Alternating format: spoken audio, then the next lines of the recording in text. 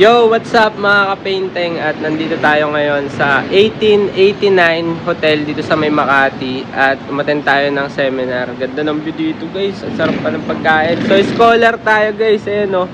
Sa Malikaing Pinoy.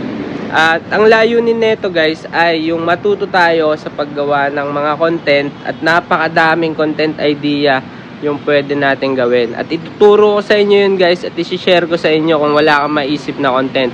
Bibigyan muna kita ng isa o dalawa ngayon. Pwede guys na gawin mong content ay yung kultura ng ating bansa. Number 1 yon. Pwede kang sa culture mag-focus para makapaggawa ka ng content. Pwede rin yung mga bugtong-bugtong o yung mga dialekto ng Pilipinas.